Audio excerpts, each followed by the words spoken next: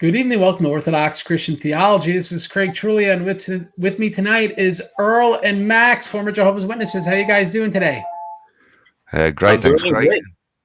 Oh, well, everyone's doing good. Great. So we have an international panel today, which is pretty cool. Max is out of Brazil. Earl is out of some country. They got saved by America in World War II twice. That's all I remember. yeah, that's the truth of it. Yeah, I'm in the United Kingdom. I'm in England. There you go. And good old so Blighty. We're going to be talking about today several different things, Jehovah's Witnesses, because this is revenge to the Jehovah's Witnesses, not about me so much, hopefully, but more about you guys, because you're former Jehovah's Witnesses. And we'll be talking about the topics: justification, angelology and demonology, beards, atonement, nonviolence, violent video games, and skydiving, eschatology, the Pioneer Shuffle, Acts chapter 15, selective foreknowledge and lack of omnipresence, the blood transfusions and organ donations, and evangelism. And those will be our topics today, plus the questions of the audience. But let me get this ball rolling right away, and let's talk about justification. So let me ask you this first, Max. Justification, okay. What is the Jehovah's Witness doctrine for how we're justified by God? It's very important to know that they don't have a grace theory. So by that alone, you will have lots of problem trying to understand how you are justified when you try to compare it with any mainstream Christian theory of justification, because in any kind of justification theory, grace plays a huge deal, and they don't believe in grace. In fact, in the New World Translation, grace is translated as, what is it in English? Undeserved kindness. Undeserved kindness. There you go. Yeah, exactly. And basically, I would say, and so it's really difficult for me to express their view of justification in terms of how it is compared to other Christian theories. So basically, I would say that their view of justification is that when you have faith in Jehovah God and in His Son, so obviously it's a different thing to have faith in Jehovah compared to having a faith in Jesus Christ. They both go together, but it's kind of a different thing because you don't confess Jesus Christ as God in the Jehovah's Witnesses, while Jehovah obviously is God. And you also need to have faith in the Jehovah's Witness organization. So you cannot have justification in the proper sense without having faith that the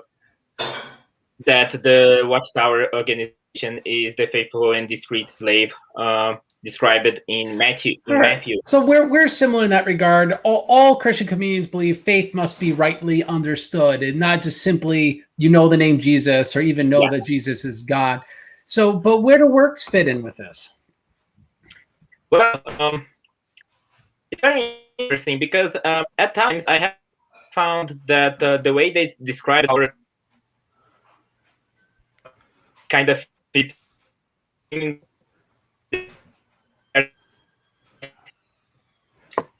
So if you don't do your best preaching, and basically you are lazy about it, or because you are not well prepared, some people doesn't develop interest or whatever, you could actually have blood guilt over them because they won't be able to convert to the Watchtower. And so when the eschaton comes, when Armageddon comes, they will die. And you have blood guilt for that. So, and that kind of... So it sounds to me, it's similar to the Luther dilemma. You don't know how much good works is enough good works. Yeah. You could believe the Watchtower is a correct organization. You could believe that Archangel Michael is Jesus Christ. You could believe Jehovah is the one true God. But if you maybe didn't do 80 hours a month, you did only 75, maybe that wasn't good enough, or maybe you didn't mean it enough. So everyone's sort of in fear of eternal annihilation, it would sound like. In my opinion, it does sound like that. In fact, this blood guilt notion can be expressed in a quite legalistic way, depending on the elder. who is talking about it. So it can be literally like that. So if you are not doing, I don't know, at least the average of the congregation, like you are no good. And it's just really odd, right? Because they give this such big emphasis on evangelism, and evangelism being key for your justification. Even I would say you can't be Jehovah's Witness in the proper sense if you don't proselytize, if you don't evangelize at all. It's as they admit even themselves, it's their distinctive feature. It's their distinctive identity. They are evangelizers. They are known to do that. So you must do that. And if you don't do that, they would say that you don't actually have faith in Jehovah or the Watchtower organization. So Now, Earl, do you concur? Is there anything you'd like to add? Yeah, no, I fully concur. I mean, essentially, they hold the two faith and works in tension. So you have the Romans reading, the very Protestant reading of Romans versus the straight up reading of St. James, and you put the Jehovah's Witnesses kind of just hold the two. It's faith that saves you, faith in Jehovah. You must be led by the faithful and discreet slave. And so faith in the organization, but at the same time that faith is manifest in works, and it's not that, as we might see, the faith is the works are the fruit of the faith.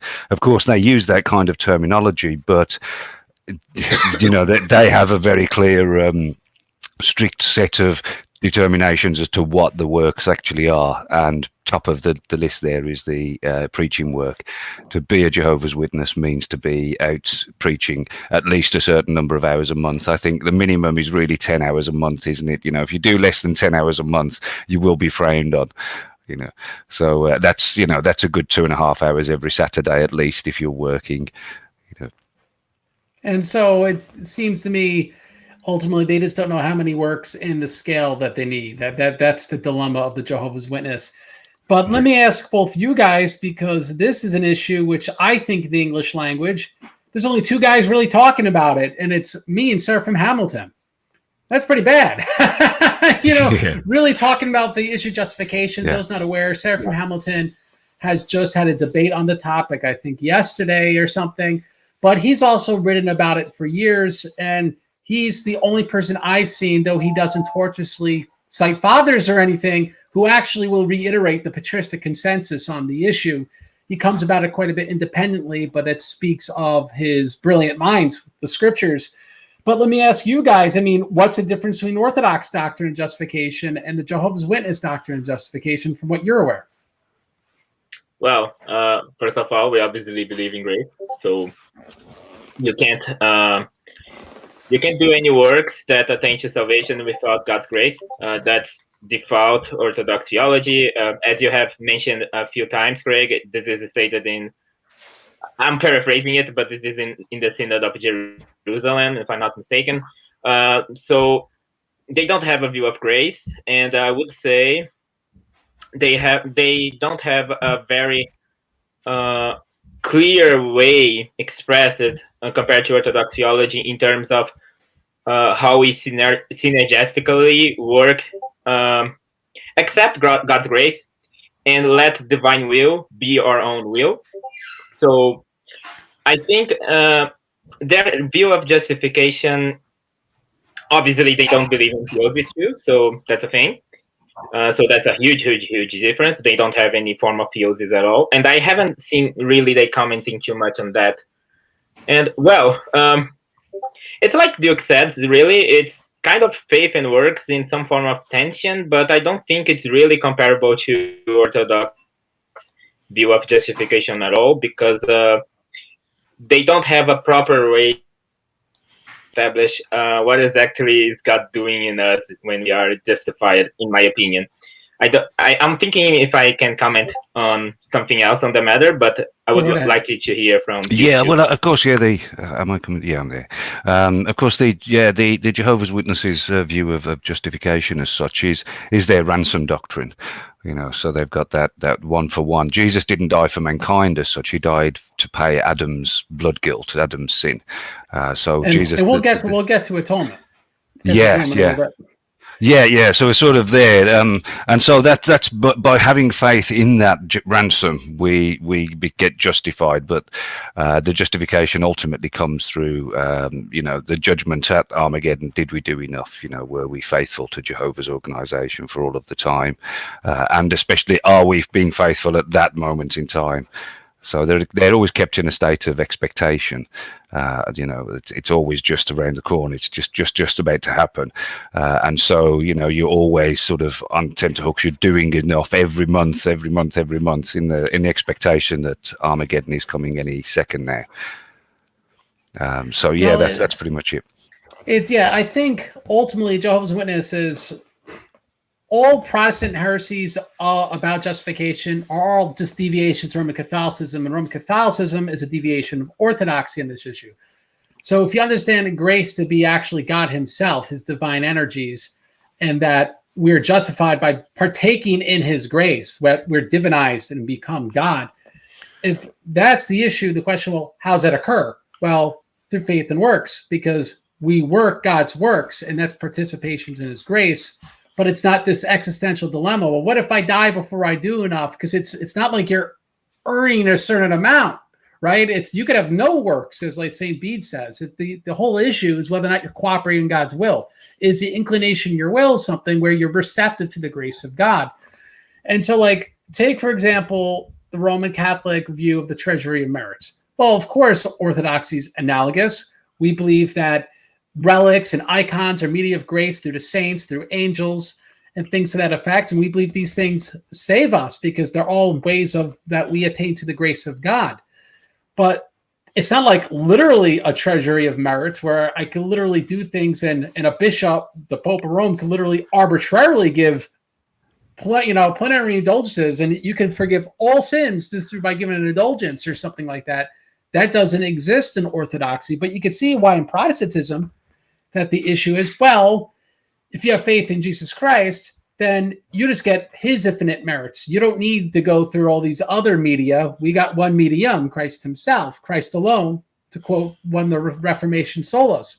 So now you go to Jehovah's Witnesses that just look pretty plainly at James chapter 2 and go, well, it's not that simple, right? So yeah, you got to have faith and you get righteousness that way, but you got to do stuff and you got to earn it too. And so it's just this discombobulated thing that stems forth from Protestantism, which stems forth from Roman Catholicism, which is a deviation of Orthodoxy, right? So I have to say that so people can kind of see like how this game of telephone works. It becomes a totally different message in the end. Unless you guys have any other comments, we'll move over to the next topic. You said you had one more, Max. Yeah, just so people are aware, we didn't use the term justification. Duke can correct me because I'm obviously not from an English community. Well, that's a shame. Yeah, that's correct. Yeah, we never used that term. I'm trying to think. I can't recall of the actual word. Well, yeah, we didn't have a word like that. It was it was salvation from at Armageddon. Yeah. Yeah, sorry, Max, you were freezing, but you're back. Yeah, it's really. I'm sorry, but let me check here. Oh, it's fine.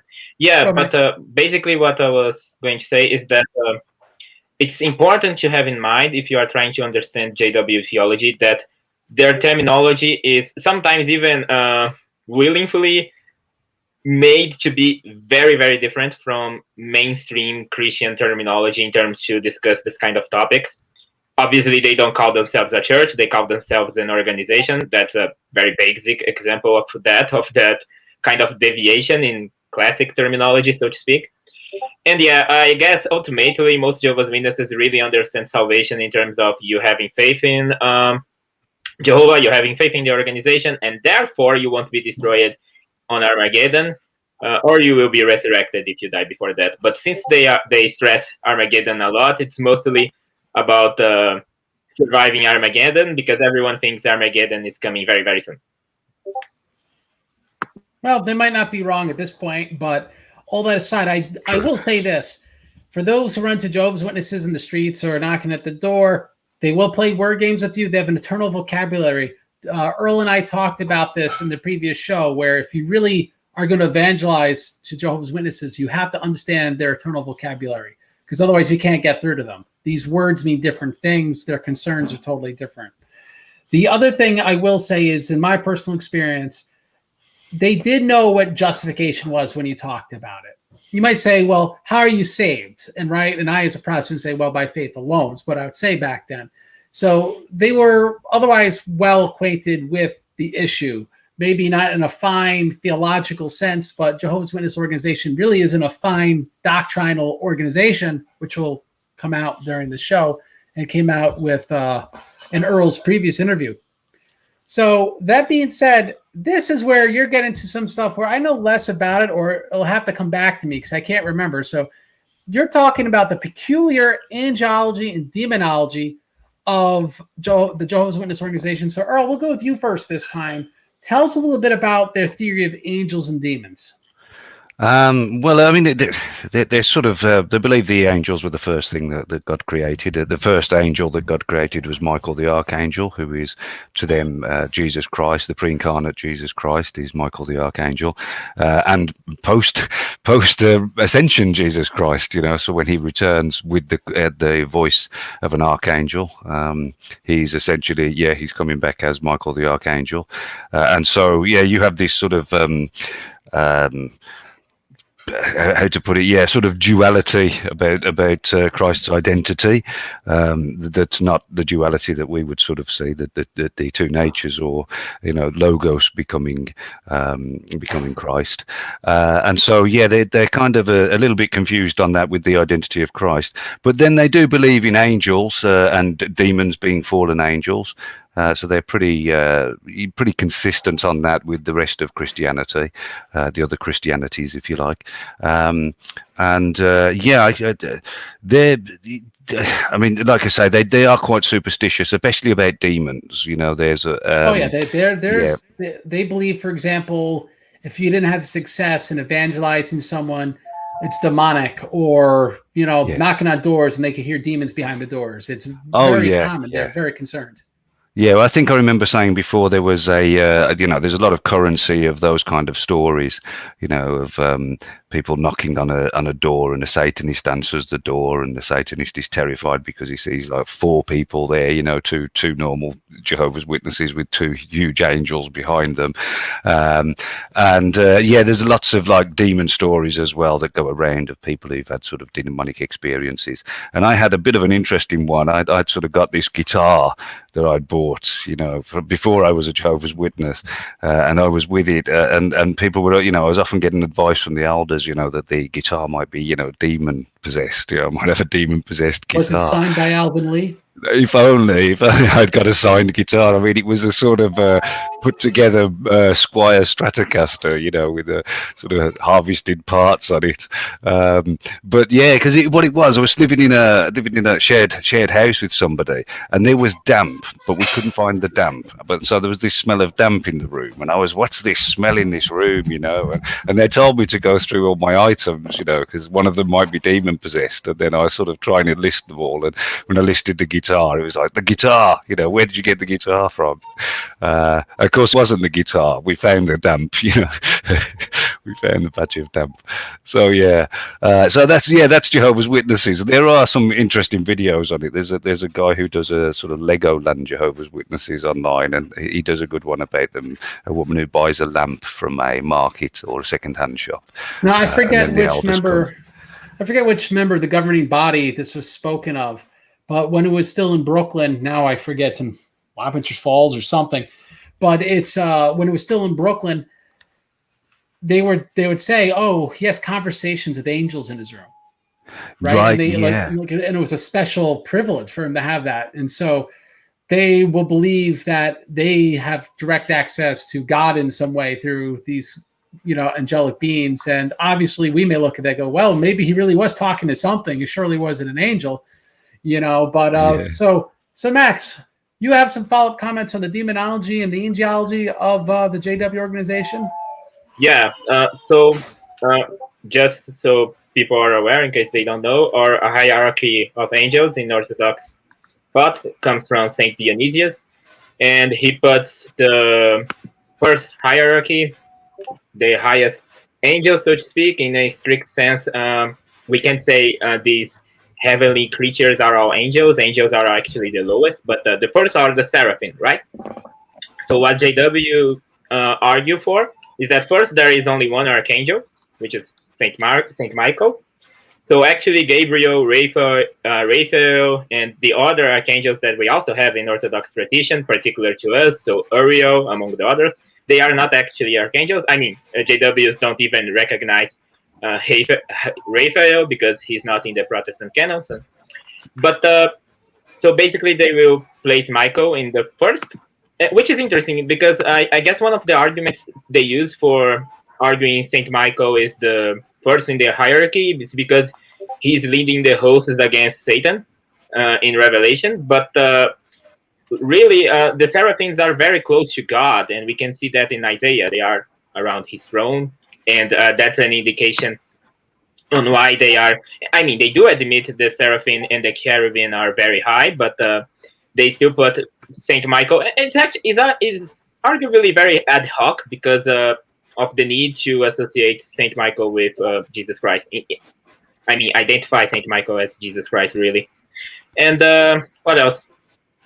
I guess they also have a notion that demons cannot they cannot repent, really. But Saint John Damascene argued this in a very fleshed out way. It's basically the same way that we cannot repent after death. The angels cannot repent after fall. So he makes that analogy. And I don't think that's very fleshed out among Jehovah's Witnesses. But they also do admit that demons cannot repent at all. So that's basically what I would comment. Yeah, for mankind, it makes sense that we can't repent after death because there's no space-time continuum. And so, how does something change within that context? So it's obviously something that has been revealed, so we don't have a lot more details on that. But yeah, once the angels fell, there's no change for them after that.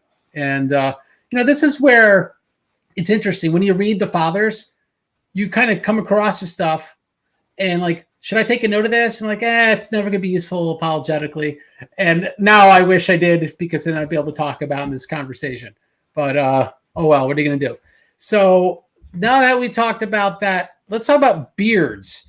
Now, first, before we make fun of JW beards, apparently they got a beard thing.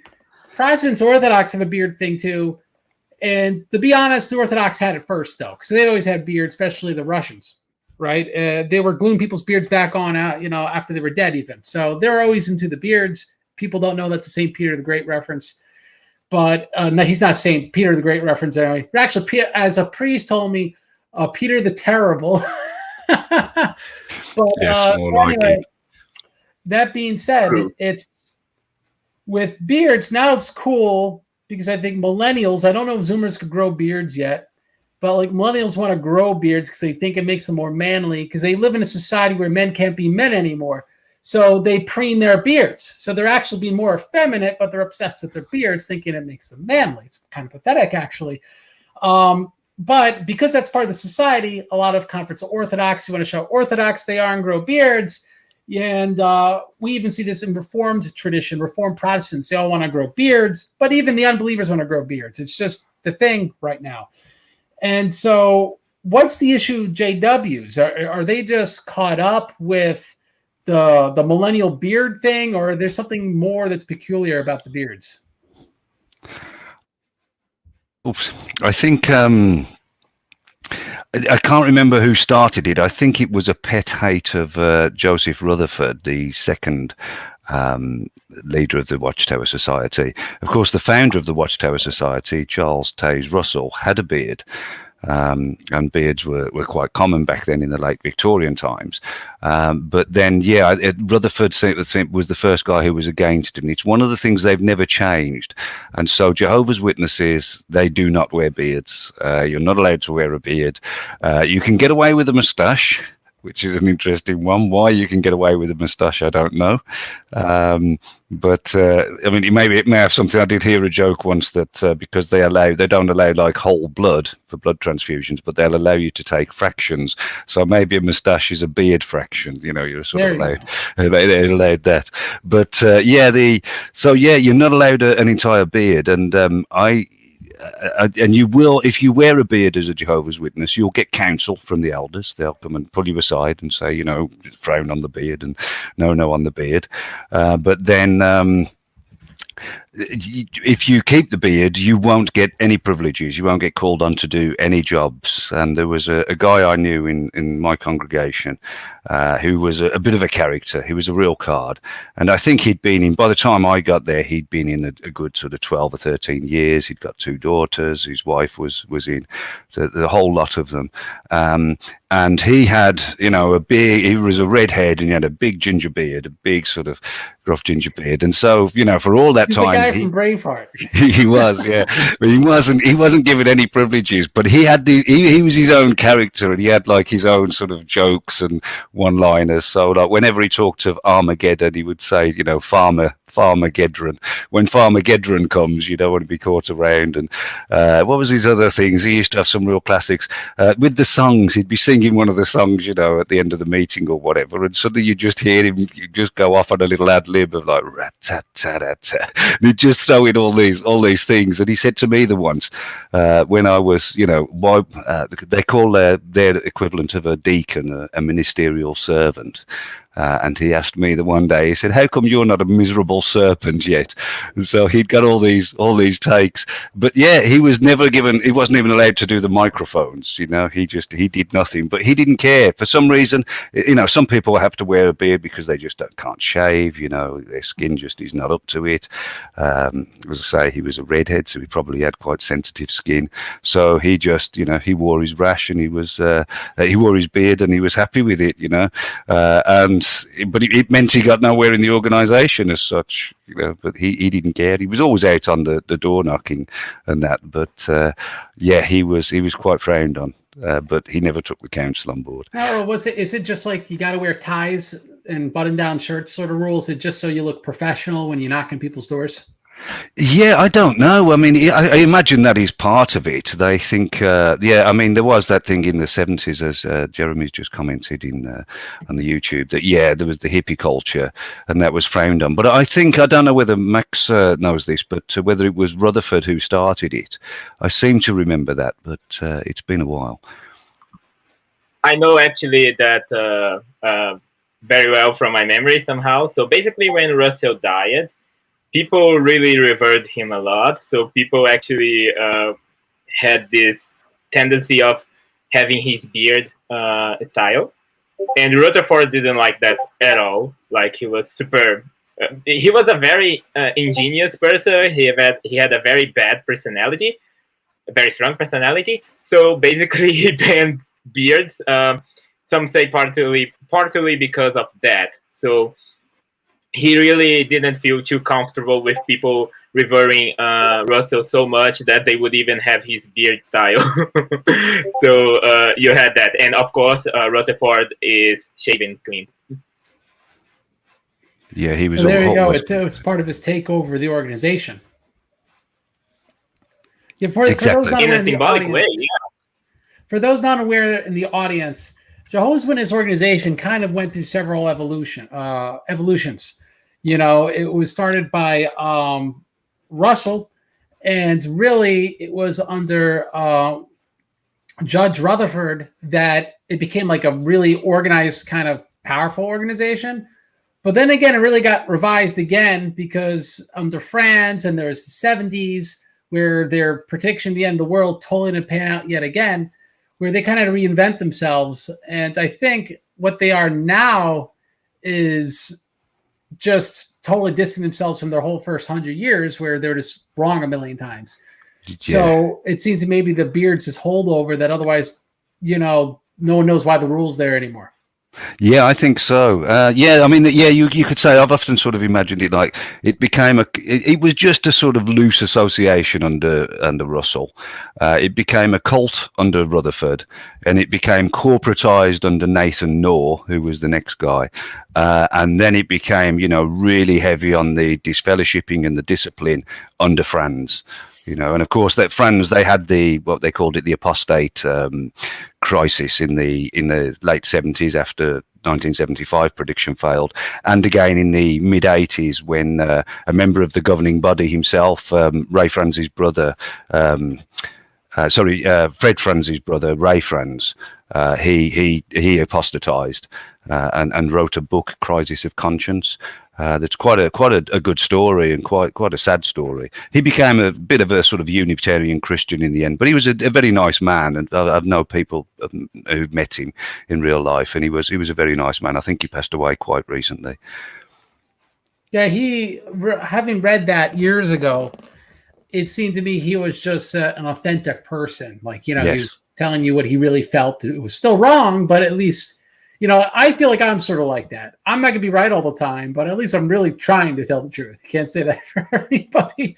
And so he was that's another Franz for anyone who doesn't know. There's two of them.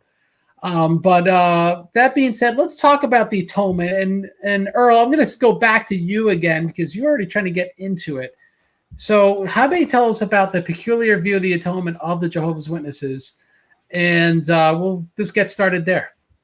Yeah, well, isn't it? There is a reference in the New Testament to Jesus being the new Adam, and so Jehovah's Witnesses take that in a very sort of literal one-for-one sense, and so Jesus was, by their reckoning, just a perfect man, a man who, you know, didn't commit any sins. It wasn't energetically redeemed flesh that you know, that how we would understand it, that Christ didn't, you know, possess Adamic sin as such, but so yeah, Jehovah's Witnesses see that he just lived the sinless life, and then because he never committed any sins, he didn't have any blood guilt, he was perfect, and so the value of his life, and they're very transactional in this, more so than perhaps Calvinists even, is the value of his life is equal to Adam's.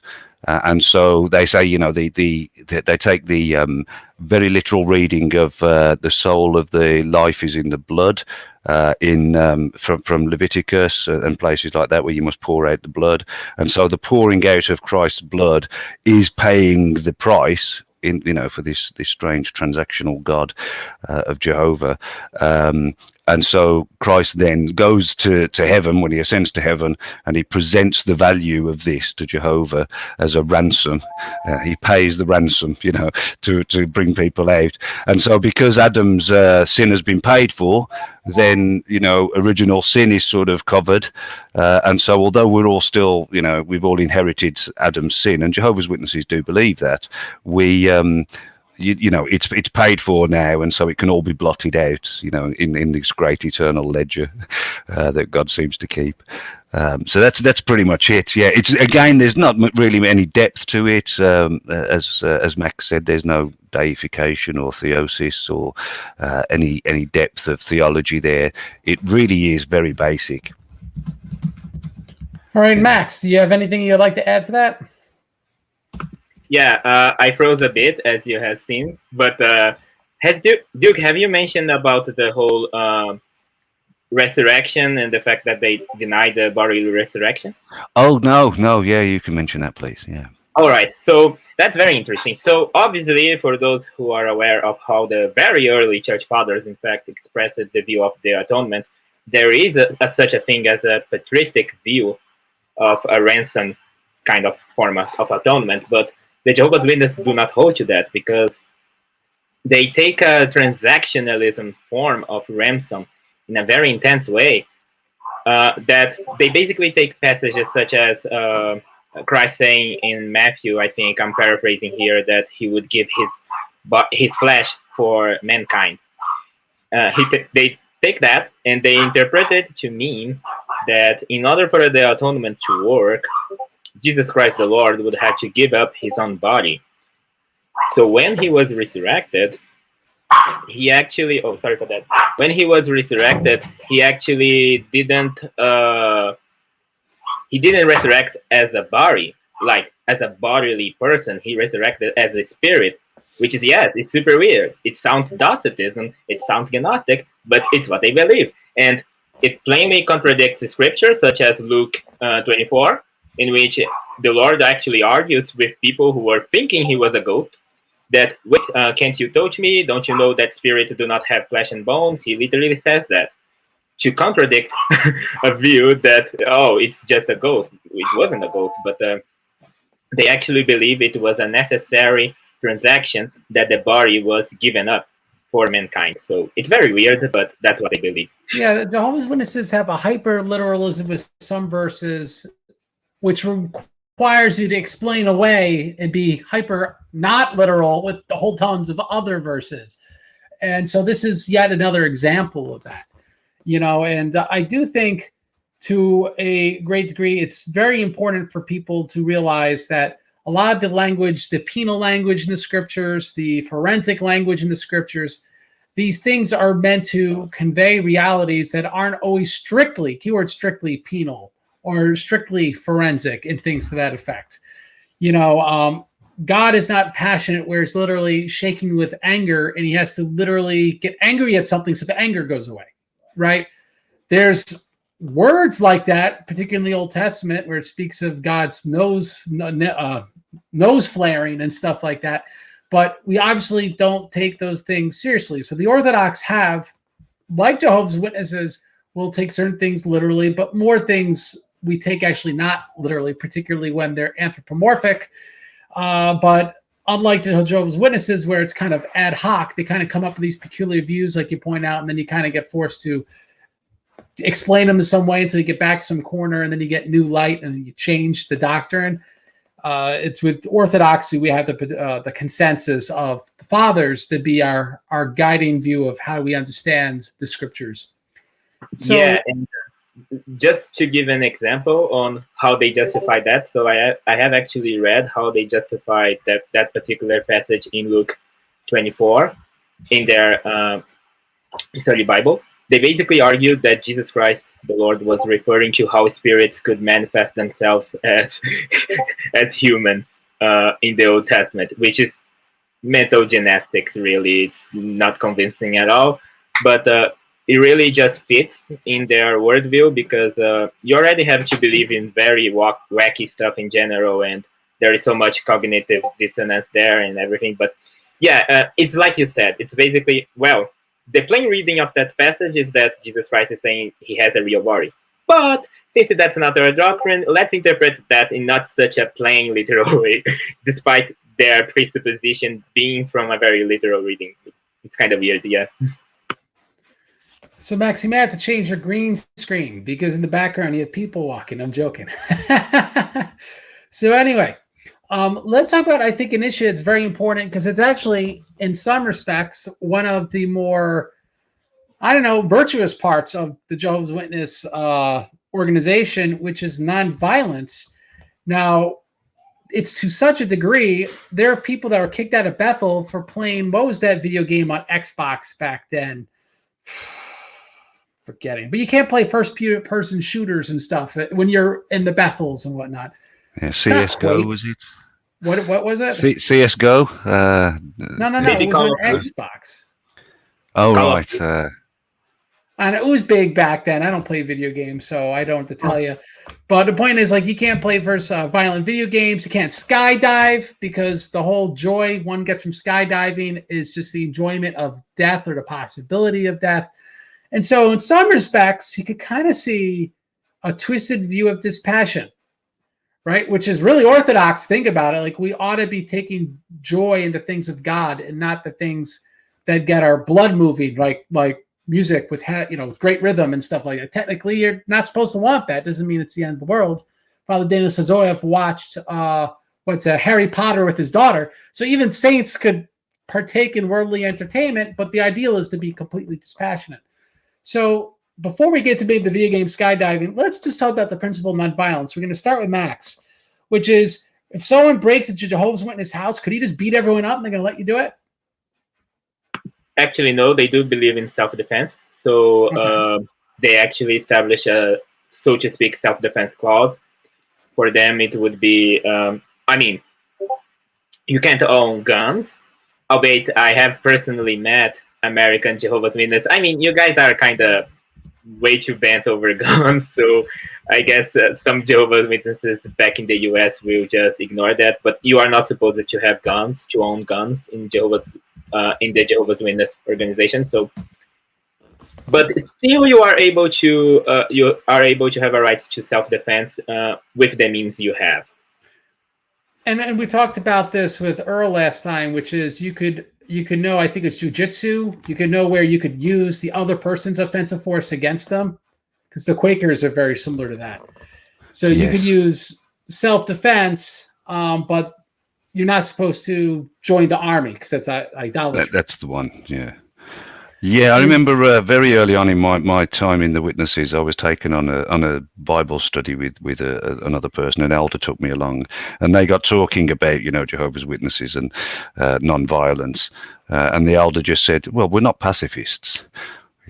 And so they don't, they're not sort of completely anti-violence. They're a bit more strongly defined than the Quakers, for example. They will defend their family and defend themselves, but they wouldn't join the army for sure. Well, and they're more working class. So they're not gonna, they live in neighborhoods where you kind of sort of have to. And there's police that become Jehovah's Witnesses. They're allowed to stay police officers, for example. And but that aside, let me ask you this to both you guys: were you aware that their guys are kicked out of Bethel for playing Halo? Was the video game? I wasn't. No. Because apparently, I have heard of it in passing. I didn't know it was Halo. Well, it doesn't have to be that video game specifically. It was Halo, by the way, but it shows that this non-violence takes its way to, they don't want them playing violent video games, technically. I mean, has that ever been talking about at the lay level, so to say, or is that just more of an elite thing? Yeah, that is interesting. I think I do recall, talks at the Kingdom Hall about that, and of course, I mean, they would just generally talk. They would downplay things like video games anyway, because of course it would be stealing time away from your service to Jehovah. But yeah, there would be stuff in watchtowers and that which would say, directly about anything that glorifies violence. So they would, video games would come out under that, but definitely movies as well, the kind of TV that you watch. Well, how about skydiving then? You guys ever hear about the skydiving stuff? I don't recall it. It's possible it came up. Actually, yeah.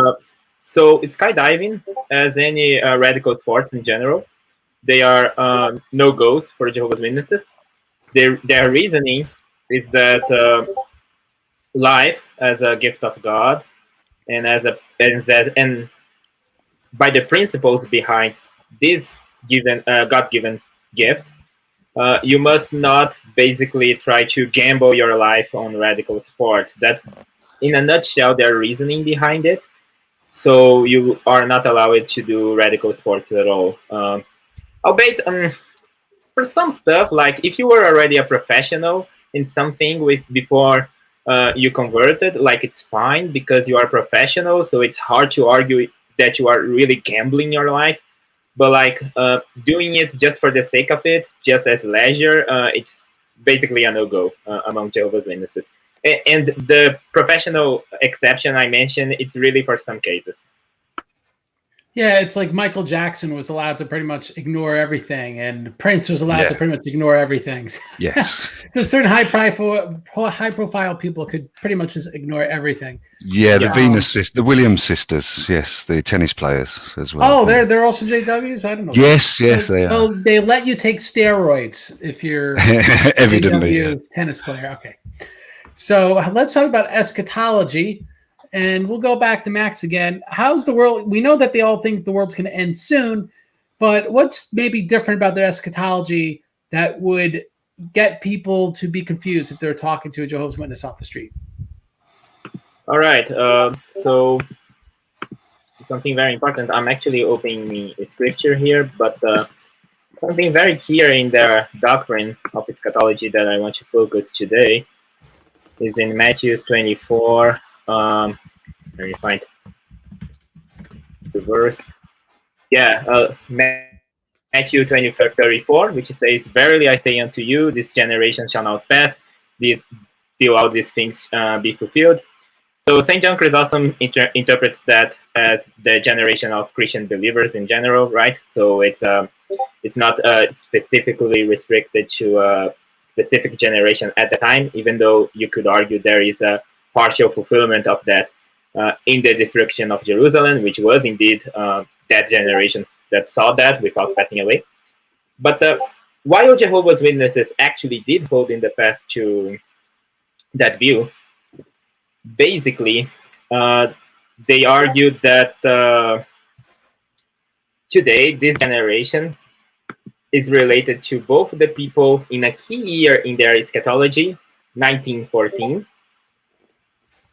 So basically the believers from that generation of 1914 and the generation of those people who interacted with the generation of 1914. It's something they called overlapping generations, and it's a new light.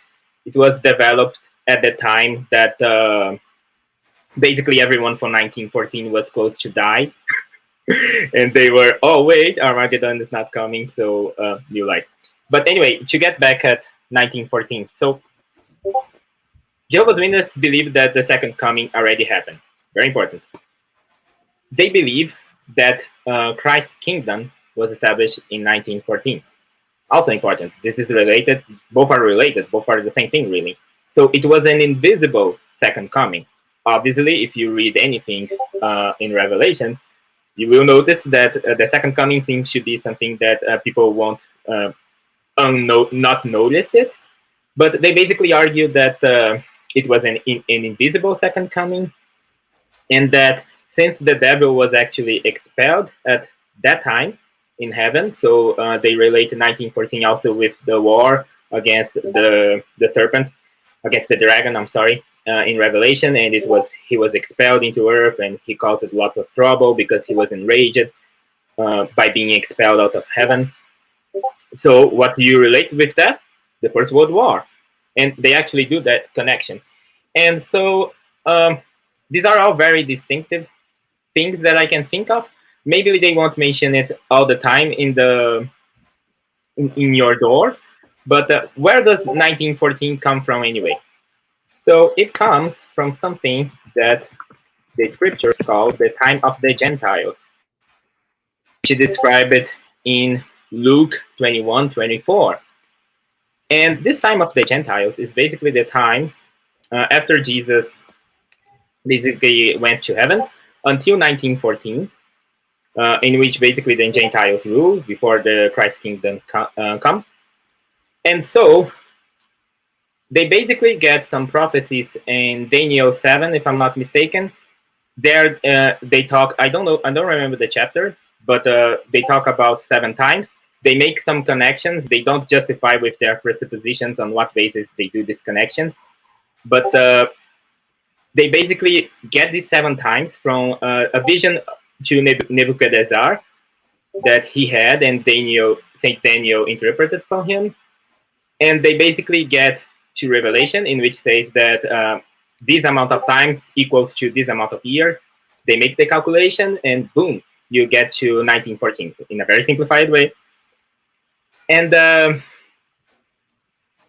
yeah, 1914 is a very key year for their eschatology. I'll try to get to my notes here to see if I can comment more on that. So people, because it's a very long topic and probably even worth of a video on its own. But for now, I'll let Duke comment or you to interject, Fred. Oh, Earl, what do you have to say? Sure, yeah. The calculation, it goes from the fall of Jerusalem, which we would say happened in 587 BC, but they say happened they give in like 606 or something. 607, yeah. And then and then they take 2,520 days, which is I think it's in Daniel and in the Book of Revelation, and St. Peter's a day in Jehovah is 1,000 years, and a day for a year. So 2,520 days from 607 BC from that time gets you to 1914, because of course there's no year 0 or something, and so yeah, they kind of do this maths. You get to 1914. That was when actually they predicted the world was going to end, and that was Russell's calculation based on Usher's genealogies for setting dates. And so, yeah, they got to 1914 that way. But Russell actually believed that Christ returned in 1879, and the kingdom was set up then, and that then the end was going to come in 1914. Of course, the end didn't come in 1914, so they had one of their first big revisions to do, which they're very good at doing, and they've done plenty of. And so eventually, yeah, it was under Rutherford then, around I think 1925. When Rutherford sort of changed it and then basically moved that Christ had returned in 1914. He was now sitting on his throne. This was the time of the parousia, the presence of Christ, when the apostles ask him in Matthew 24, what will be the sign of your presence and of the conclusion of these things? He and the Lord then tells them about all these different signs that they'll see, but there'll be earthquakes, and but the end is not yet, etc., etc. And so Jehovah's Witnesses take all of that as the signs of the end. So now they tie everything up in so everything that's gone from 1914. They're very good at sort of gathering lots of anecdotal evidence that the number of earthquakes on the earth has increased over that period, and the number of wars. There's wars and rumors of wars, so there's more wars going on since then, and also people becoming faint out of fear is another one. I think that's in Luke. People become faint out of fear with out of the things coming upon the earth, and so they lean on all of these. And so basically the parousia started then. They used to believe that the generation of 1914, that's what they believed when I was in, which is over 25 years ago now. They believed that like I lived at the time when that generation of 1914 was really dying out. So we were expecting Armageddon by the year 2000, and then. And of course, it didn't come. And then I think in 1995, they dropped the teaching altogether. There was no generation teaching for some time. And now they came out with this new one under their new arrangement with this governing body. I mean, it's the new arrangement now is like they're a bunch of clowns. So when I was a Jehovah's Witness, you didn't really know the governing body. You knew their names, but you never saw them. You rarely heard anything from them. Sometimes they'd put out a video narrated by John Barr, I think it was. He was the only one that you really saw anything publicly, and I think because he had a good reading voice. But the rest of them were pretty much anonymous. But now this new bunch of governing body, I mean, they're forever on their broadcasting, and I think it's actually having a negative effect on them as well, because a lot of them are seeing them for the cringe lords that they actually are. It is quite embarrassing nowadays. And so they've come out with this new doctrine about overlapping generations. And I've heard, I've seen a lot of ex-Jehovah's Witnesses recently left who've, commenting on YouTube videos and the like, saying that they were confused like mad over this new teaching. It's just completely bonkers, and so obviously just made up. That's a little overview of their eschatology. You think they could say there's people still alive from 1914 somewhere on Earth, right? And so they'll buy them like another 20 years, and then they could have went with overlapping generations. Because quite frankly, the people born in 1934 are starting to die out. Yeah, indeed. Yeah, Second World War. Go on, Max, you were going to say something. Oh, yeah. My presentation of the matter was all over the place because I wasn't looking at my notes, and it's a rather complicated matter. But if I may give a very high-level apologetic tip, so this is for debates. If you ever manage to get into a debate with Jehovah's Witnesses. So 607, as Duke mentioned, is key. And 607 is disproved both by the biblical account and the secular historic account. Both. It's not sustainable at all. And so what the organization admits is that the Jewish exile actually ended in 537 BC. And obviously they will make the calculation that therefore the destruction was in 607 based on a prophecy in Jeremiah 25:11, which says that the nations would serve the king of Babylon for 70 years. What does the organization do? They understand nations for some reason I mean, the reason is clear in order to fit in their eschatology. Nations in this passage, Jeremiah 25:11, is understood to be only the Jewish nation. A very high-level apologetic tip is that it's very easy to disprove that based on scripture. So if you look on the next verse of Jeremiah 25, it says that after 70 years, Jehovah would adjust business with the king of Babylon, and he would make the Babylon land empty. So he would destroy Babylon after that. And it was what happened after the Assyrians, if I'm not mistaken. Craig, you are the history buff. If you can correct me on who. No, the Persians. I'm sorry, the Persians. Neo-Babylonians. Yeah. Neo-Babylonian Empire. They were defeated by the Persians. So basically, it doesn't fit. So you can also look at Jeremiah 27:7 to see that that prophecy also refers to all the nations that were under the domain of the Neo-Babylonian Empire. So very high-level apologetic tip. 607 is very easy to dismantle if you understand what's going on and research enough about it. You can dismantle it just with scripture, but also with the historical research on the period, which is quite extensive. That the evidence is that Jerusalem was destroyed in 506 or 507.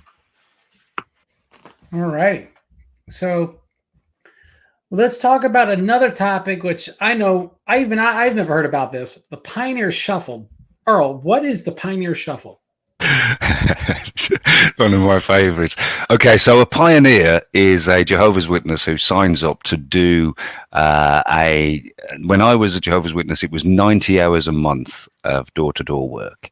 And so they would work part-time.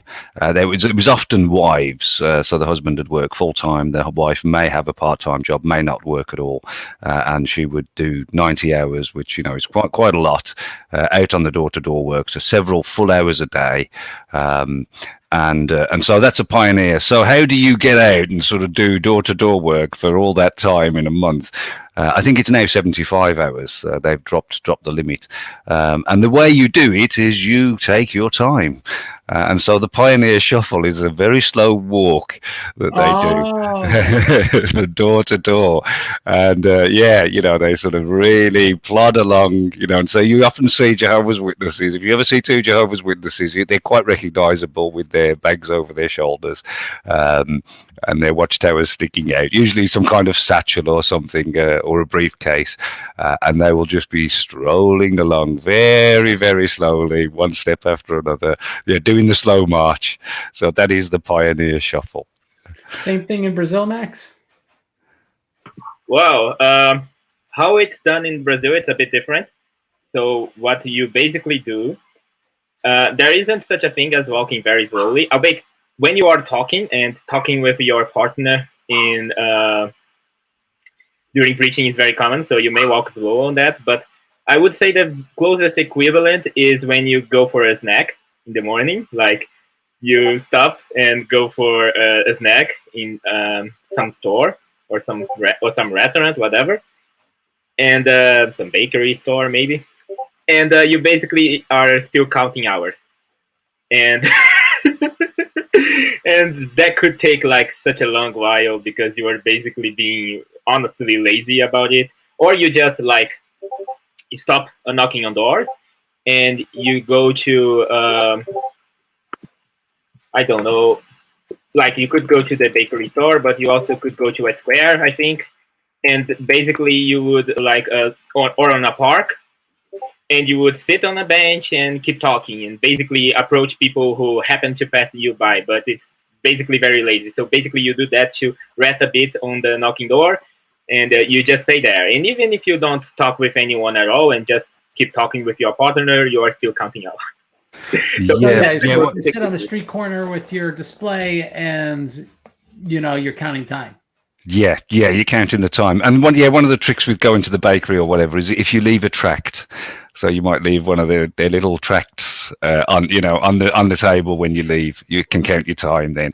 And a lot of Jehovah's Witnesses, one of the tricks was as well, because usually they meet up in order to start the work, it's usually around 9:30 in the morning. They'll meet at somebody's house and they'll have a little 15-minute chat, talk about where they're going to be knocking doors this morning, and then they'll set off. So about 9:45. So normally you wouldn't get your time started until after 9:45. But what a lot of the pioneers would do, you see, is on their way to the group, if they saw someone passing, they'd give them a tract, give them a quick tract. You started your time, and so they'd start it counting from them, and then they'd just count the group because it's part. They'd be encouraging. So that 15 minutes out would not be 15 minutes out for them because there may be what they call unbaptized publishers there, people who were studying with Jehovah's Witnesses looking to become one. So they might be present, and so as a pioneer, you're there encouraging them, so you can count your time on an unbaptized publisher. And then, of course, another trick they would have is if they have Bible study. So the Bible study is somebody whose house they're visiting, who they're trying to get to go through their books, and so they'll just pay them a visit, at a certain point, especially if it's raining. And so, and of course, you could sit there for 2 hours taking advantage of this poor person's hospitality, sheltering from the rain, drinking their tea and coffee and eating their biscuits. And you just count all of that time, whether or not you're really doing a study with them or you're just sitting there talking about the cricket.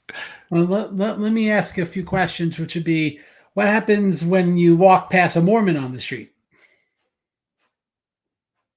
Has that ever happened for you, Max? It had for me, yes, a few times. Yeah, Max is closing up, so tell us your... Wait. You're back. It happened to me quite a few times where I lived. You get these Mormon elders, who were like 17, or they would often be around on their bicycles, cycling around, offering the Book of Mormon, and so you would get into a debate with the Mormons, very much so, and of course they could go on for hours. And one of my tricks actually was to invite them to visit me at home. And then bring them in, make sure I'd got orange juice in. The Sharks and the Jets. I'd make sure I'd got orange juice in and soft drinks for them, and bring them in, sit them down, and yes, we would just argue for hours. And then you count time. You count the time, yes, exactly. How about you, Max? Any escapades with the Mormons in Brazil? Not really. The closest thing I had was some small discussions with Seventh-day Adventists in terms of these smaller groups. All Seventh-day Adventists I know in Brazil are very knowledgeable, so they wouldn't buy into our stuff really when we preach to them. So it usually would lead to a debate, but never Mormons. I never even interacted with Mormons. I don't know any Mormons personally, really. So who would get the better end of the debate, the Adventist or the good old Jehovah's Witnesses? I met an Adventist on the bus one day. I remember when I was a Jehovah's Witness, and I just gone to witness to her again to start my time, and she was. She was sitting there reading. I think she was reading the Bible or something, which is what sort of started me going. But when I said I was a Jehovah's Witness, she was sharp, and she actually knew that Jehovah's Witnesses were actually an offshoot of Seventh-day Adventists. That Russell and was it a guy named Samuel Barber, I seem to remember. They were both sort of a part of the Adventist thing for a little while before they set up their own thing. She pretty much got the better of me. She knew my history better than I did, as it were. I think that's the only interaction with Seventh-day Adventist I've ever had. It was just that time on the bus. And how about you, Max? You got debates with the Adventists. Who won? I don't quite remember. I think it was basically a tie. Really, it was basically a table tennis of scriptural passages coming forth and coming from them, and we basically were like at a certain point, oh, stop, and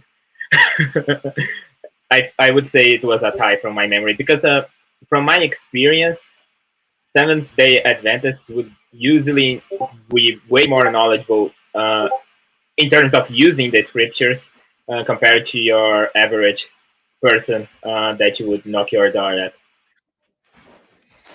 Yeah, pretty much Jehovah's Witnesses try to take advantage of stupid people that really don't know anything, and they have pretty standard apologetics. So if people don't understand their whole twisted worldview, they could pretty much just be like a tape recording display, because everything's regurgitated from the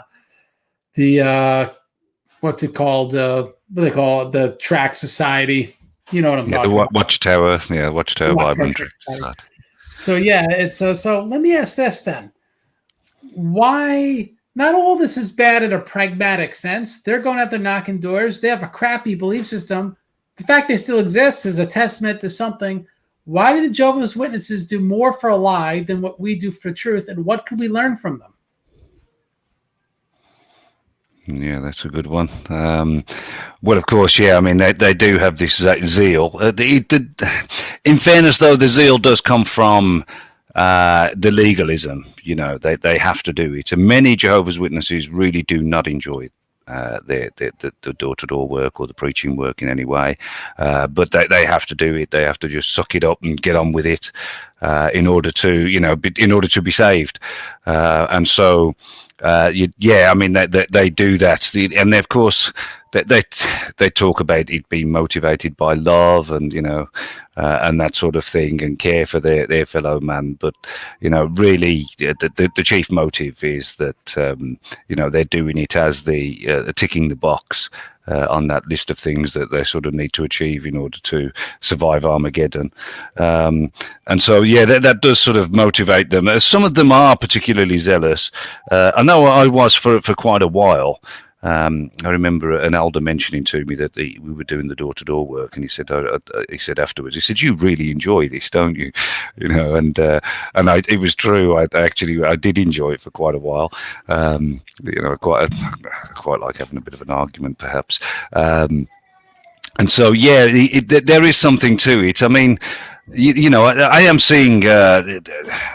It's nice with a lot of the stuff that goes on Discord, and that there's plenty of Orthodox, quite frequently converts who are quite active in evangelizing and helping out inquirers and bringing them into the faith. And we are seeing a lot of conversions of late, which is lovely to see. And so, but yeah, unfortunately. It seems to be one of those things, and it's something that Jehovah's Witnesses, I recall, we used to sort of make a point of, knocking door to door, and that we were the only ones doing it.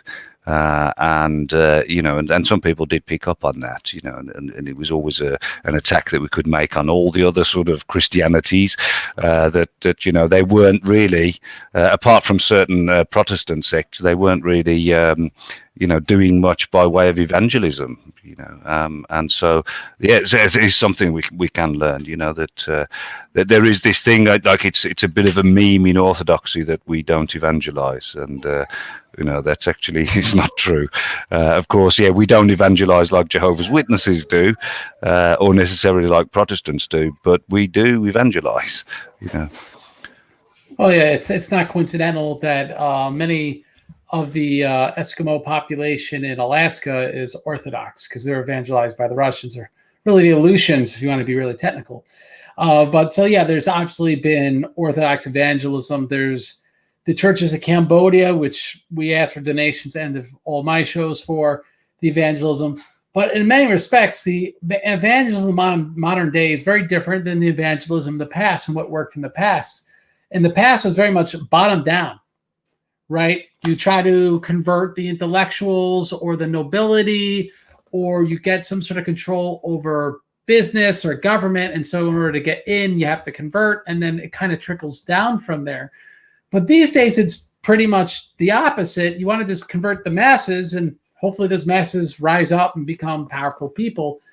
And it really comes more from Protestantism. That's been where Protestants have had success. But so let me ask this then, from a practical standpoint: if Orthodox want to do both, the ideal is both. We want to go top down and get success that way. We want to go bottom up and get success that way. Being that the JWs are pretty much going after bottom of the barrel, and I don't mean that in a bad way, right? Working class people are good people. They're better people than most of the high and mighty people. So that being said, if what is successful, that maybe Orthodox evangelism should copy. I'll ask that to Max. Wait, could you repeat that? The last bit? So what is the most successful tactics that Jehovah's Witnesses use in order to get converts that we could steal and do better, be that we have the truth? That's a very good question. Oh, I have to think. But their best tactic? Really? So I'm guessing knocking on the actual door is sort of annoying. That ain't gonna work. Yeah, I will say I'm not sure if it's the best, but I will say that their use of standardized, well, that could be very difficult to pull off in Orthodoxy, but the use of standardized brochures and books is very, very good because they are able to basically digest the doctrine through the what does the Bible really teach, which is the thumbnail of the video, and there are other books that historically have been used as study books for the organization. So in general, what I see in terms of the experience I have in my own country, which is pretty much an Orthodox mission country, right? We are very, very small here. Basically, there are many different books for catechesis that are developed, and their quality is quite varying, in my opinion. So I guess the fact that they have very standardized ways to public, I don't know if we should really replicate that though, because it's difficult. Like the jurisdictions have too much autonomy for that to really work in the long run, I guess. So, I don't know, but I think it's a good thing they do because it ensures that people are getting the good doctrine if you have something standardized in terms of catechesis. But then again, I think it's difficult to pull off. It's what I thought. It's not that compelling, really. I don't know. So like, let's say it's not perfect, but we use St. Peter Mogillo's catechism because it's got pan-Orthodox conciliar approval and he's a saint, and it answers most questions that people really have. So let's say we use that catechism, but is it really helpful, you think, to knock on the doors? Could you talk to enough people, get them to sit down and go over the questions in that catechism? Is it simply standing on street corners and having the tracts there about, how to be sanctified in suffering, things the Orthodox teach, and so people see that and pick it up? What do you think is actually effective and helpful to people? Honestly, I'll change my response. I have read, and probably you have heard of that too, Father Daniel Sisoev used it to distribute leaflets. So I'll go with the leaflets. Why? Because in my country, if we are to copy anything from them, I guess it's that. Why? Because it's easier, it's cheaper, it can be done in a decentralized way. And in my country, in my opinion, what is the top priority in terms of Orthodox evangelism is that people actually should know what Orthodoxy actually is. I mean, in general, in the West, very, very.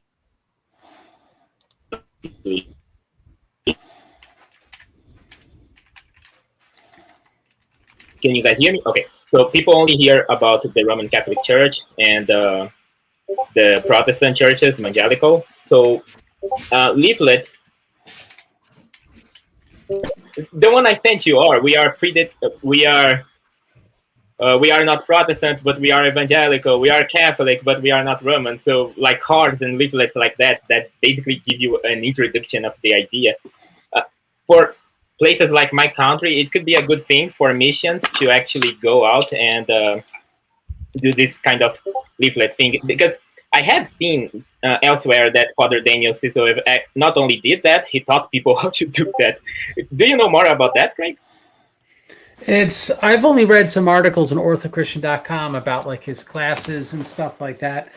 But from what I've seen, because I've seen pictures of it too, it looks exactly the same what you see JW's, people holding pamphlets. And I don't know if they knocked on doors though. A big thing they also did is they always kept the church open. They want someone praying all the time. So they would have shifts of who would come to church and pray. So that way people knew that in the neighborhood knew if they needed prayer or they needed somewhere to reflect or whatever, that church was always open. just to make comments on evangelism, I think one of the best forms of evangelism, which is quickly dying in the West, is just the sound of church bells. For people to hear that there's something about God, that's something that's positive. Most people, like, there's no one that dislikes a church bell, right? Oh, that's a pleasant noise.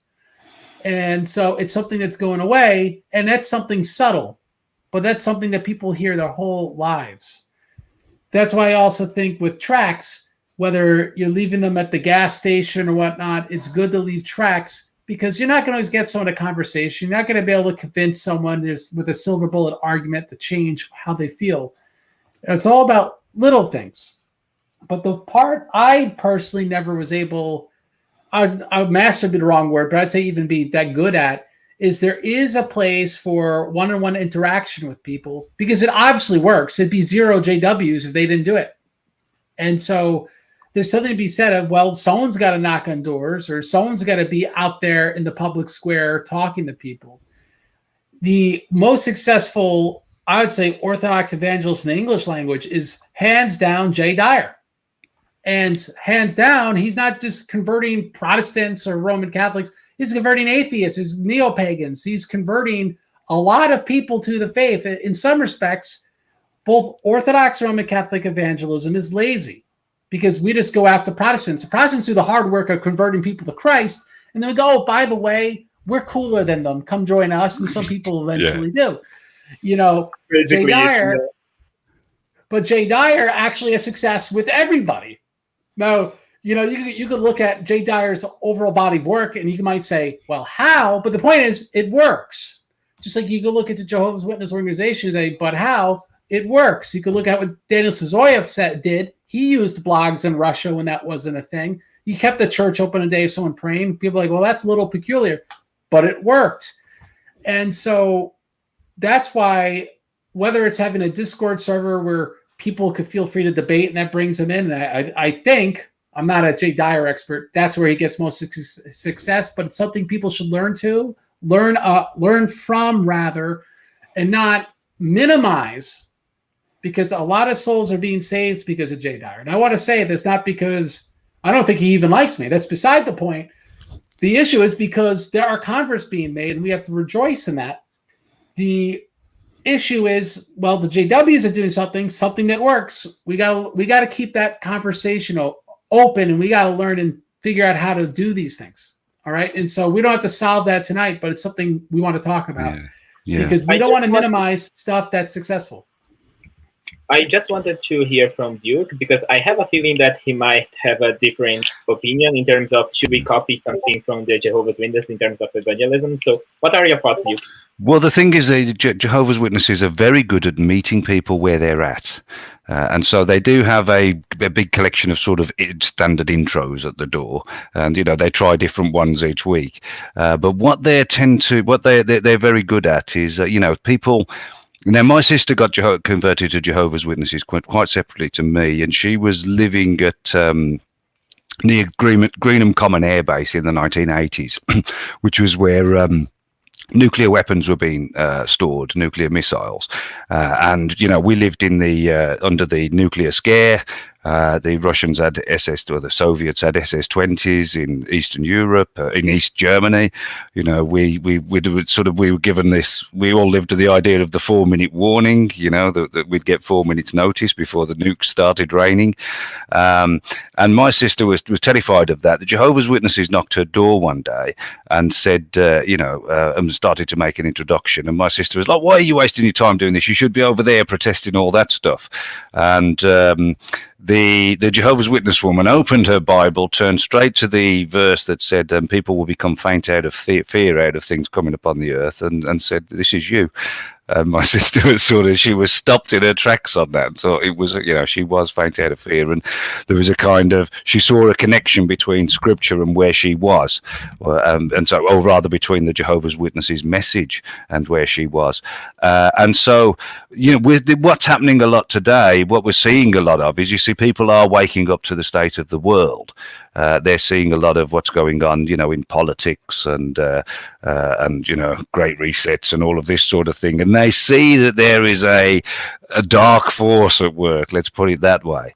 And of course, we know what's going on, and I think Jay's had a lot of success in this. I mean, I started following Jay for his political stuff, and I mean that was 2.5 years ago. I didn't even know he's Orthodox. I just knew he did the conspiracy theory stuff back in the day. That's right. Yeah. And that's I started following him for that. I heard an interview he did, I think on some stream, and thought, oh, this guy's interesting. I'll follow I'll find his his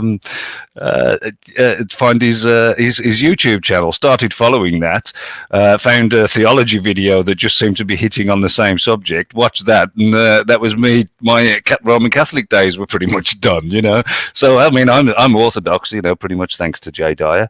I was baptized this year, and so that's been a sort of path for me. But again, Jay sort of found me where I was at. I was sort of awake to the political situation. He'd got the information that was really interesting to me, and then suddenly, I was in theology. I was up to my ears in theology with him, and thinking, oh my life, this is my Thomism, my Roman Catholic Thomism was running into difficulties with St. Gregory Palamas, and I could see who was the winner of the argument, and which one of the things that struck me was that realizing that the God I thought I believed in was not explained in Thomism at all, but that St. Gregory was articulating that, and so that is what Jehovah's Witnesses are very good at doing, meeting people where they're at. They've got if you've just lost somebody, they've got an answer for that. All sorts, whatever difficulties you're facing in life, you happen to bring it up to the witness, and they've got a resource for it. Yeah, and I've noticed that. Like, I knew a Russian literature professor who ironically lived like 8 houses down from me, who was one of the few JWs that had a PhD and everything. And she, of course, helped out at the Bethel. But long story short, what got her in was their view on environmentalism. Apparently someone played up environmentalism to her, and that the degradation of the environment was part of the end of the world. And so there's ways of appealing to people's concerns, which aren't strictly just they're worried about their salvation, right? Meaning like, all right, we're all lawbreakers. Well, all right, that means we're under God's condemnation. Sometimes you have to go from different angles. And I think what could also be learned is that there's people that are affable and should be talking with the public. They are very good at it. They could strike up conversations with anyone. I knew an old lady, may she rest in peace, where she'd just like invite random people at the local Aldi's, and she'd be like, hey, come to my house. My granddaughter's having her birthday. We have tons of people over, and people just come there and she'd tell them about Jesus, and they'd have lemonade and eat cake or whatever, typical white Anglo-Saxon Protestant stuff. So there's people that could just do that. You just feel bad about saying no to the old lady, and you're at next to her pool talking about Jesus, 1 hour later. There's ways in which we should all be doing this. I think what we can learn from Jehovah's Witnesses is organization works and expectations work. Obviously, we don't want to become a cult and force people to do things, but there is something to trying to motivate. Well, let's find the affable people in church, and let's try to support them in doing this, and having structure, and having the bishop say, this is a good structure. Having the metropolitan say, I want all the bishops doing this. You can't force it. There's got to be consent. But there has to be some desire to start organizing. And I think that's what we don't have. And that's what Father Paisi Apate, our priest in Phnom Penh in Cambodia, that's something he's running into himself. It's like, well, no one's come up with what we do. We're kind of just making it up. And that is an issue. And I think we need to seriously look at how the Jehovah's Witnesses and other Protestants have had success, because the days of Imperial Russia invading people and, us having success that way doesn't mean we convert people by force. We're not Roman Catholics, but we had a lot of success because, hey, you have a trade. Something just fell behind my head. You have beneficial trade relationships, and you have the civil service on your side. It kind of gives Orthodoxy a leg up, and that's something which they've used their advantage in evangelism. So we got to look at the context we have today and in an organized manner exploit that for evangelistic purposes. But anyway, maybe we get a whole show on evangelism or a roundtable. Who knows? Let's talk about Acts chapter 15. Now, Max, we could test your new connection. And what is about Acts chapter 15, the Jehovah's Witnesses, that you think the audience should know? Well, it's absolutely core. So first of all, kind of side note, but not really. They will try to sell themselves off as sola scriptura Protestants. They are not. They do believe ultimately their epistemic basis is what the governing body tells them. So what is the governing body? We have mentioned them a few times already on the show, but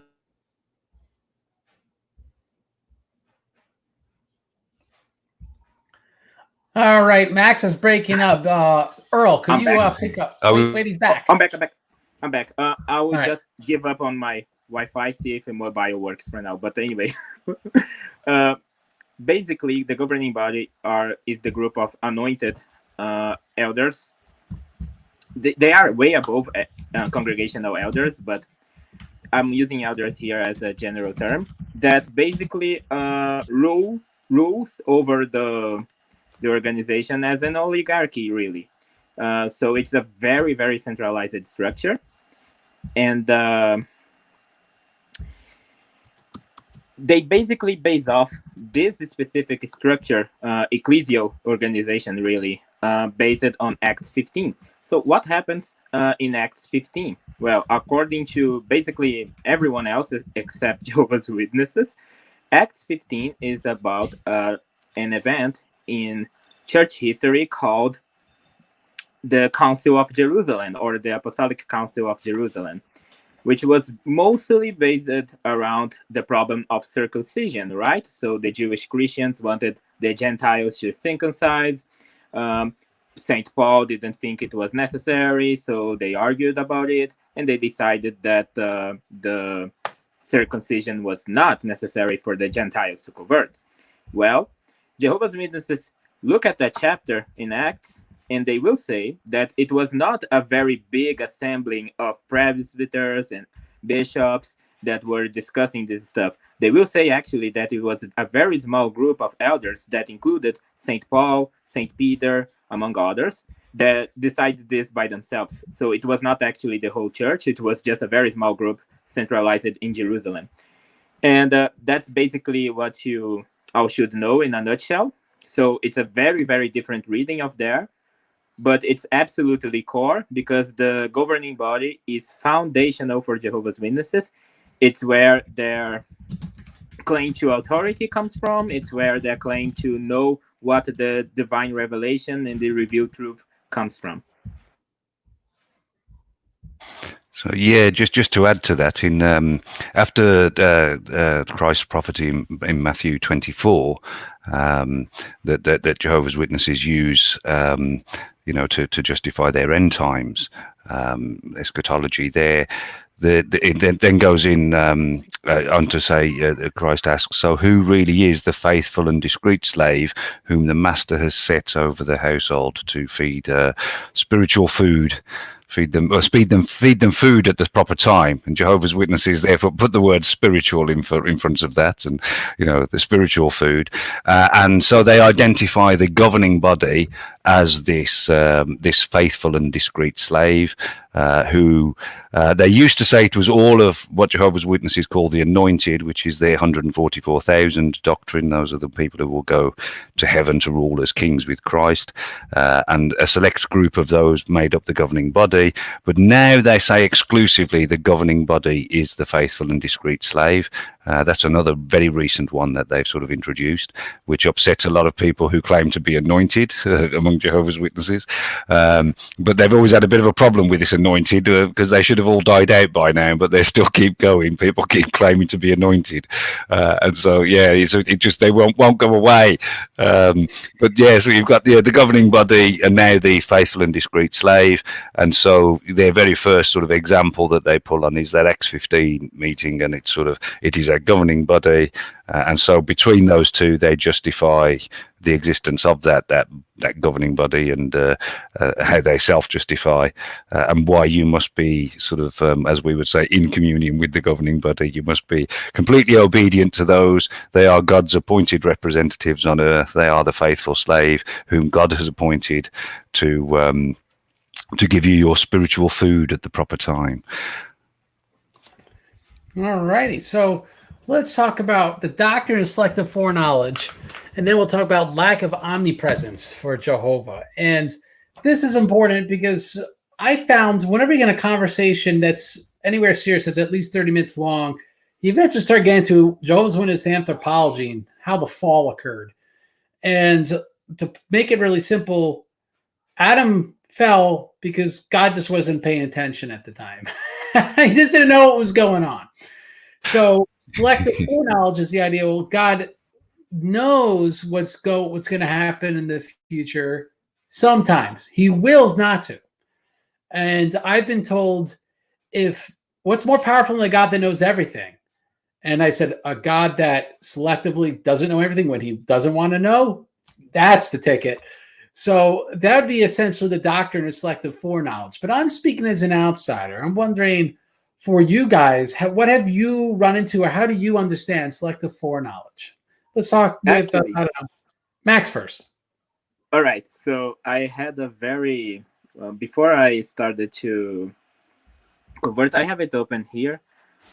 I had a family worship with my family about selective foreknowledge, and I have a PDF file my dad compiled with Watchtower articles, among others. It's a 10-page article, so I did skim it over it before our stream, so I'm somewhat familiar with what they think. And what I will say is basically they do not consider at all the possibility. They have basically the presupposition that foreknowledge must entail predestination for some reason, and they don't justify why. And that's a problem.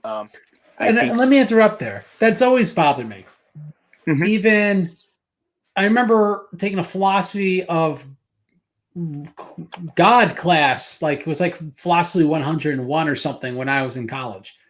And so the professor even said, well, if God knows everything, then we can't have free will because everything's been decided. I always found that to be a silly argument, right? Like, if I know what my kid's going to do because he's very predictable, doesn't mean he's not willing to do it. It's stupid. God knows everything. Doesn't mean people don't will to do stuff. So continue. Yeah, and from my experience, I think some people that buy into predestination in terms of mainstream Christian theology basically just buys into that very heavily, as if they don't have to justify that assumption. But anyway, so it seems JWs are not aware that many Christian mainstream traditions do understand that God is totally omniscient, period, but he doesn't predestinate everything because he can foreknowledge. He can have foreknowledge on stuff that happens only incumbent on people's free will. But basically, what do they do to justify this doctrine is that they look in specific instances of, oh yeah, something very interesting. So what they do something very dangerous here, because we were talking about literal and non-literal exegesis about the about scriptures and about the nature of God earlier on. So let's talk about Sodom. So Jehovah actually tells Abraham that he wanted to investigate through his angels to see what was going on there. This is in Genesis 18. What Jehovah's Witnesses will infer from that, it's in a very literal way, is that God actually had to, it's not a figure, so God actually had to, send his angels there to know what's going on. And so they will have that sort of ground, and they will also understand that the interjection between Abraham and God about letting Sodom not be destroyed because of the righteous people that may live in there. So it says, oh, if there are 10 people, if there are 5 people, and so forth. So they will basically look at these certain passages and also other certain passages, such as in Romans 8, it said it's basically no Romans 9. Sorry. It's mentioned about Jacob and how he was basically predestined to inherit the inheritance from his father, while his brother was not supposed to. And Esau, right? They will also look at certain passages in the New Testament too, like Judas, and how some of basically they will try to compatibilize free will with foreknowledge and predestination sometimes. So what do they do with the Judas account? They will say, oh, one of the apostles was predestined to be a traitor, to betray the Lord. But it didn't have to be out of necessity Judas. So they will say that Judas just did that because he had many vices and his heart led him to that out of his free will. So it was just applied to the group, but it didn't necessitate any specific individual to do that. So it's very weird and convoluted. And it does fall in the presupposition that, just because God knows everything, if God knew everything, it would entail that he predestinates everything. So yeah, that's an overview of that. Yeah, I put a link in the chat screen for refuting the Jehovah's Witness doctrine of selective foreknowledge. And I just have a list of some verses, and I'll just read a few. Because like you mentioned, they'll say, well, God had to, ask Adam in the garden where he was, so he must not know everything. And so like 1 Chronicles 28:9, the Lord searches all hearts and understands every intent of the thoughts. 1 Kings 8:39, you alone know the hearts of all the sons of men. Jeremiah 16:17, for my eyes are on all their ways. They are not hidden from my face, nor is their iniquity concealed from my eyes. So and so on and so forth. There are all sorts of verses that talk about how God knows everything. Hebrews 4:13, there's no creature hidden from his sight, but all things are open, laid bare to the eyes of him with whom we have to do. So we have so many scriptures make clear that God is omniscient. But let me bring this to Earl, because there's more than just selective foreknowledge, but you guys were talking about that there's a lack of omnipresence. How's that pertain to selective foreknowledge? Does that mean that that's why God needs angels telling him what's going on?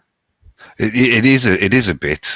Just an interesting historical note that there is a watchtower under Rutherford way back in the day in the 1930s that said that the throne of Jehovah was in the Pleiades, the constellation of the Pleiades. They long since distanced themselves from that. One thing, the interesting thing about foreknowledge, before I let Max sort of talk about the lack of omnipresence, because I think he's got a bit more up-to-date info than I have. Just a general observation about Jehovah's Witnesses: they're very good at coming up with just so theories. So they'll come up, they'll meet, because their way of their method of exegesis will lead them to certain contradictions or tensions that they can't get around.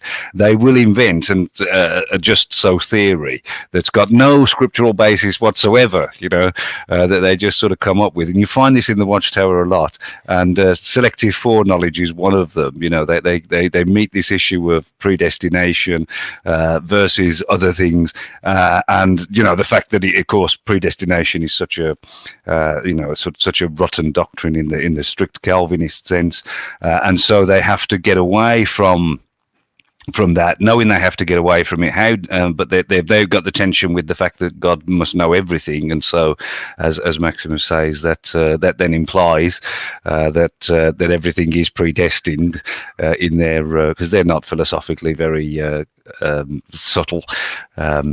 And so, how do they get around that? Well, they have to invent this out of whole cloth. They just invent this thing of selective foreknowledge.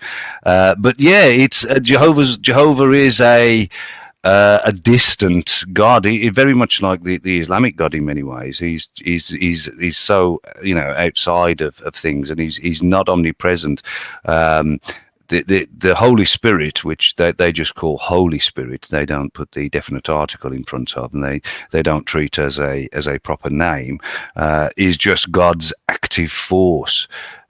Which you might be tempted to sort of think of as grace, but I've often sort of reflected on this term active force, because it's one of these things that seems to say something but actually means nothing, but it's the way that God interacts with reality from a distance.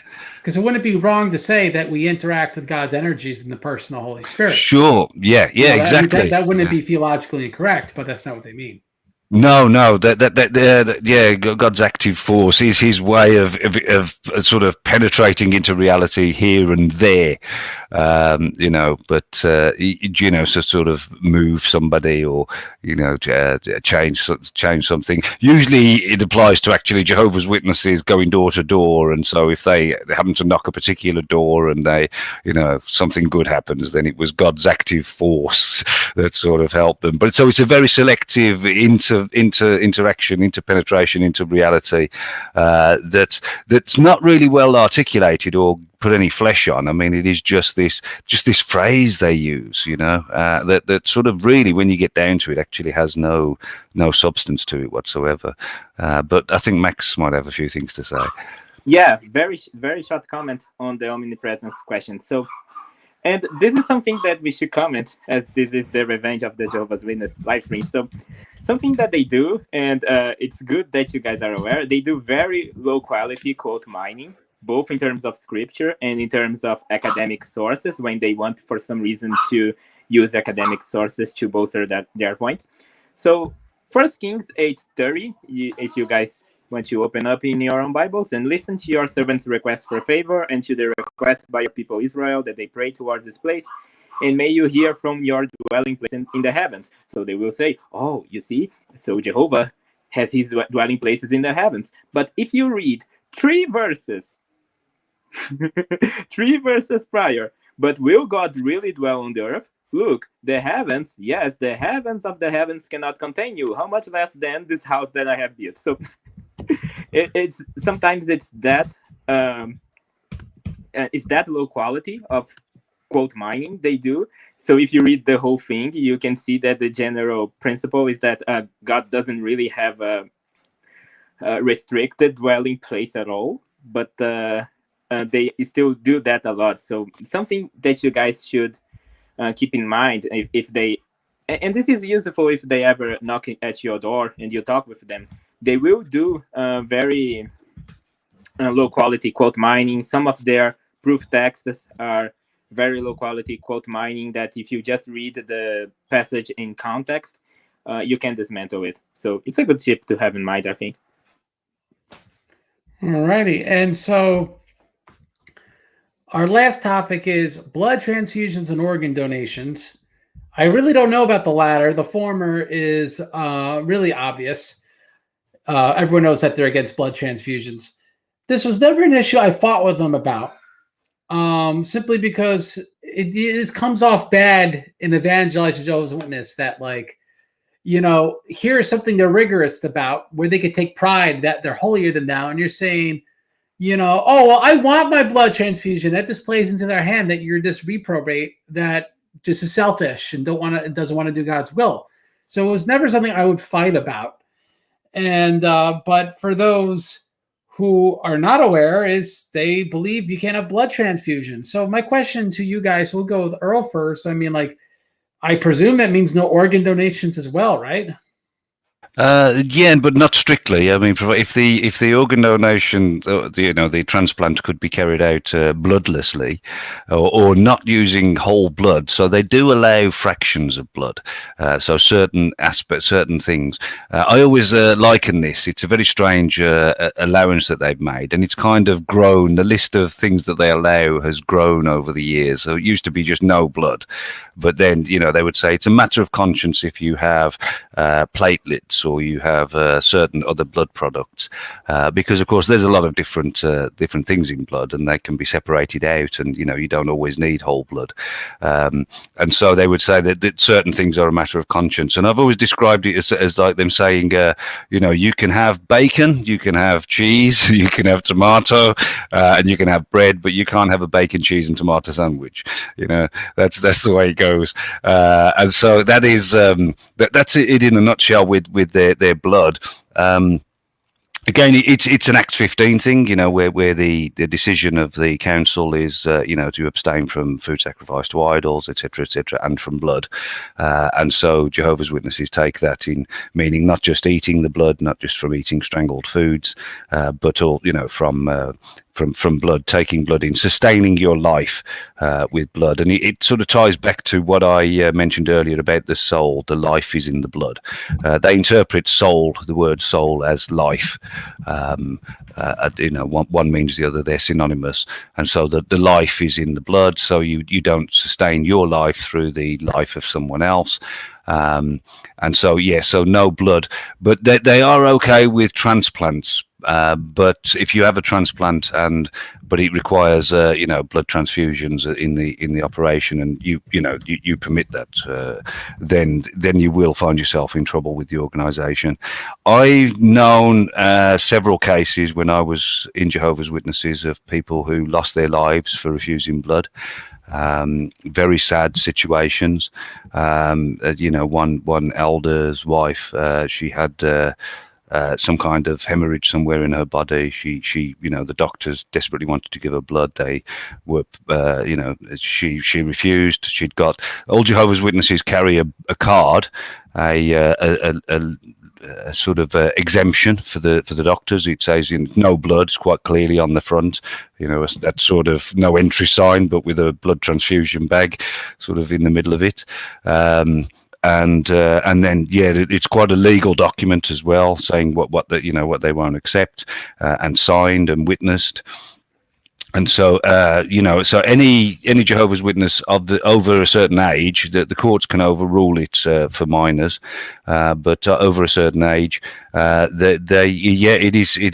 very effective. And as I say, I came across a few, and there was one very sad case I came across of a young man. It was a woman who converted. She'd got 5 or 6 daughters from a previous marriage. They had a child together. She was pregnant. Complications in the childbirth. She started hemorrhaging. They needed to give her blood. They refused. She died on the operating table. The baby survived, so he was left with 5 adopted daughters and a newborn. What a horrible thing. And I think they were married for just over a year before that happened. And I mean, they're the two examples that come first to mind, but I recall there were 4 or 5 just in the 4 years that I was in Jehovah's Witnesses. I came across that. Very sad.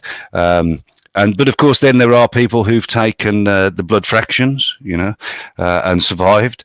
And why they're allowed, I think over time, Jehovah's Witnesses have realised that it's, of course, you wouldn't want to try and sort of argue with them on the subject. But of course, they realise that it is one of those things that a lot of people, they've just got no time for. Why wouldn't you want to save life? Is the way most people would think about blood transfusions and medical treatments in general. And I remember having a visceral sort of thought. It was visceral. It had been sort of really heavily programmed in. The thought of having a blood transfusion really made me sort of repulsed. It was repulsive in the typical repulsion reaction that you have to certain things that are repulsive. Blood became one of those things. It's that well drummed in amongst the witnesses. Right, Max. Well, yeah. Just a note. Not going too deep on the medical jargon here, but to be very precise, what their current stance is that you can't have blood, nor red blood cells, nor white blood cells, nor platelets, actually, because they consider platelets to be a major component of blood too. And yeah, that's it. So nor whole blood, nor red blood cells, nor white blood cells, nor platelets. Plasma. And neither plasma. Yeah, I forgot about plasma. Oops. But they are allowed to have any fraction that is out of these components. And something very interesting. So basically, this is very important for immune therapy in general. Lots of immune therapy are made of, well, antibodies. And how do you make antibodies? With blood, and it takes a lot of blood to make antibodies for commercial use, but it's allowed for Jehovah's Witnesses, which is very inconsistent if you try to apply that in terms of a principle, right? Oh, we should treat blood in a sacred way, right? By principle. So we shouldn't use a product that spends liters and liters of blood to be synthesized, but it's very inconsistent, really. So that's a comment I wanted to make in terms of the fractions exception, because it's very arbitrary, really. And something to note, historically speaking, Duke may correct me on that, but I think this doctrine came up with Knorr. I don't think Rutherford or Russell ever advocated for that. And it came at a time in which the Watchtower as an organization really wanted to sort themselves out from the rest of the religious bodies, right? And really, the blood transfusion thing is like their flag, really. It's a thing that they pride themselves a lot, like you said, Craig, because it's a very, and it does, in my opinion, from my experience, people do feel on the higher moral standing because of abiding to this doctrine. Yeah, you're correct. I think it was in the 1950s, and I think there is actually an article. I think it's one of the ones that I used in my sort of ex-Jehovah's Witnesses, evangelizing to Jehovah's Witnesses when I was an evangelical Christian. That there was an article a few years before the prohibition on blood was brought in. That said quite the opposite. That said blood transfusion was an acceptable thing. Watchtower magazine often has a thing at the end, a question from readers, which were always kind of they're kind of made up, but generally it's something that's sort of coming up in the congregations and gets reported up the chain. That people are asking this particular question, and so you get this sort of pretend written letter that somebody wrote, and the answer there on blood transfusions was fine. That they were acceptable, but then a few years later, and it was under Nathan Knorr, that they changed the doctrine. Right, and I just want to point out, because in Orthodoxy, we don't have a totally settled issue when it comes to organ donation. Blood transfusions are totally allowable without any limitation, and we have saints that, I think even St. Pius was donated blood. So, we have saints that have received blood. But we have an interesting teaching from Metropolitan Filaret. He's a deceased Metropolitan from Rocor, and he has an incorrupt body. He's interned, or whatever the term is, at Jordanville. I saw his mausoleum or whatever last week. And he has incorrupt relics. And so the issue, though, is he's been canonized by all these old counterist schismatics, and so that kind of will put off. It makes you have to discern a little longer whether he's a saint. But he gave a very straightforward teaching organ donation. So if he ever gets canonized, people should be aware of what he taught. Here's what he taught: he could donate any organ, but not the heart and not the lungs. And the patristic reasons for this would be that the soul is in the heart, and the lungs has something to do with the soul as well. That I know less about. The secular science does prove out that the human heart has about 40,000 neurons, which your brain's made of neurons, so it's much, much less in the brain by several fold. But there is something to do with neurons in your heart, so putting someone else's heart there, could have issues when it comes to that. So that is one thing. Two, if we do believe in the patristics and what they believe about the soul and certain things about the sciences, it would seem very peculiar to take a heart transplant. One thing I will add, though, is sometimes the fathers, when it comes to the sciences, are extremely wrong. At least if you believe in a universe that's not geocentric. And there's people out there that are that believe in a geocentric universe. In fact, people that follow the show that do. I think science is probably right. I've never been to outer space, so I can't tell you for sure, nor do I understand astronomy and all the mathematics and how they prove those things out. But all that aside, we should be aware that there are certain issues with organ donation from the Orthodox side that still require discernment, and we'd have to wait for Philrett's canonization to see if this is something that we would have to abide by what he says. We do know that in the synodical level, the Orthodox Church has said that, like, you can't take organs from people that don't consent to it. That's also the teaching of my bishop, for example. He directly answered this question. And he also said, like, you can't take the brain, right? Which would make sense. I don't know anyone would want a brain transplant, but it would make sense we would want It's to not donate possible people's at the brains. moment.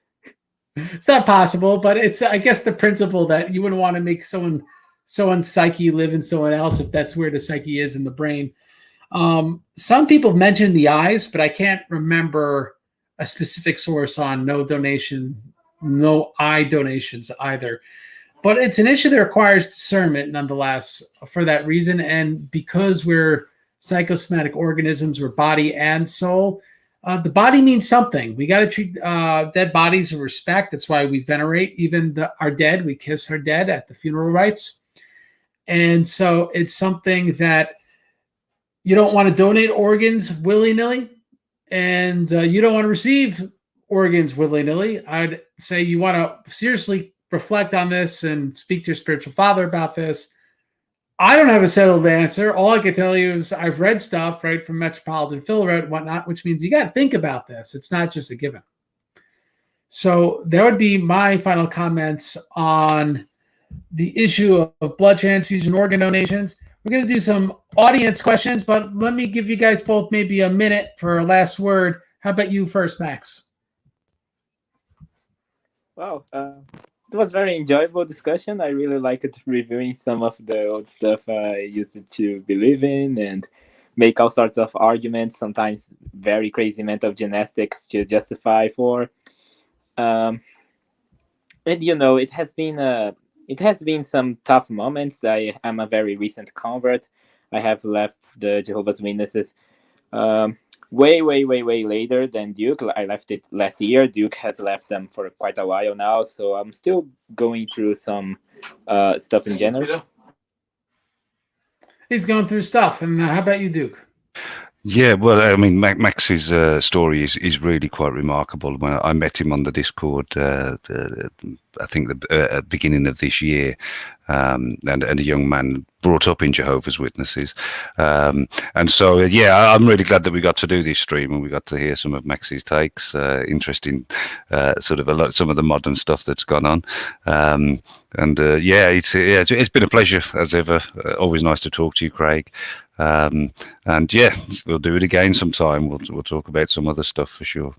Just to finish what I was going to say, because my father came in, I just feel like converting to Orthodoxy has definitely been very worth it. Maybe someone asked about that in the chat, and we talk more about that. All right, so I'm going to bring up a question, and I'll give the final answer. Because I guess my experience in Bethel, I feel I've had some firsthand experience of this. But what do you guys think? How do you think the highest elites, the JW/Bible and Tract Society, keep themselves convinced of their religion despite of everything they know? Is it insane cognitive dissonance or insidiousness? Max. Very, very good question. Raymond Franz talks about this a bit. It's a bit of both. It's a bit of hunger for power, and the very problematic thing that happens in your heart when you have lots of power and you just kind of dismiss all of that. So it could be a lot of insidiousness too. But they have scholars and I'm sure Craig is going to tell very interesting stuff about that, but they have scholars in the battle organizations, they have institutions, they have scholars in the headquarters, and I'm sure the governing body knows probably even more dirt than what we can actually know with public available sources. I'm absolutely certain of that, because there is lots of dirt in the Watchtower organization history. So I would say it's a mix of both. And Earl. Yeah. Well, one of the things I'm aware of, I came across an ex-Jehovah's Witness who was an assistant to one of the governing body who's since passed away, who was, during his later life when he needed personal care. And this guy was a Bethelite. And one time a letter came. He used to have to read the old guy his letters for him and stuff like that. And this letter came from what the witnesses would call an apostate, an ex-Jehovah's Witness who'd sort of got a big reputation of all these things.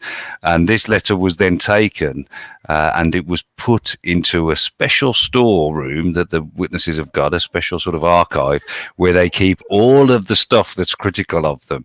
And so they're very aware of it, and it's all sort of filed away and it's all organized. That they have this this sort of record of all their criticisms, and they're very aware of it. Now, how they square it, I think Max is on the right sort of thing. It is that it's power, there's self-blindness. They really do believe they're being led by God. Perhaps, there is that self-righteousness among them. I mean, I would recommend to anybody just, Jehovah's Witnesses nowadays, go on to jw.org and just watch some of their videos, and, you'll cringe at a lot of it, but you will see there's something about these men that they are full of themselves. It's quite remarkable to see. Yeah, I'm full of myself. You say it like it's a bad thing. No, not in this way, Craig. I will say this, which is, I believe it's massive cognitive dissonance. They are not a racket. They're not like they're rich. I mean, you'll hear stuff like back in the 40s, Rutherford had the mansion in, Hollywood for, the patriarchs to come back, but in reality it's just a cool place to chill out. You get some stuff, right? And I think really Rutherford is the only guy who's truly flamboyant. If you look at the history of the organization, really flamboyant and greedy. A lot of these governing body members, they live in a Bethel, right? They have a slightly nicer, larger dormitory within the place where everyone else lives. And well, from what I see, you don't see fancy cars or anything like that.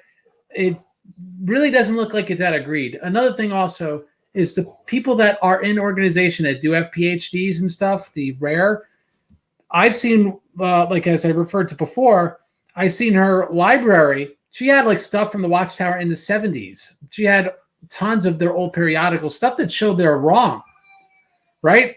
And so why would you have this stuff where it's in your face of how wrong the organization is? That meant, again, massive cognitive dissonance. I don't say this lightly. There's people that do very evil things, which I don't think are demonically possessed, but I do think there's extremely strong demonic presence in Jehovah's Witnesses. And I think when we talk about, could we evangelize even a tenth as much as Jehovah's Witnesses, to a degree, it's sort of like that, I forget that demoniac where he had the chains and he could break the chains. I mean, they have a lot more demonic energy, which pushes them.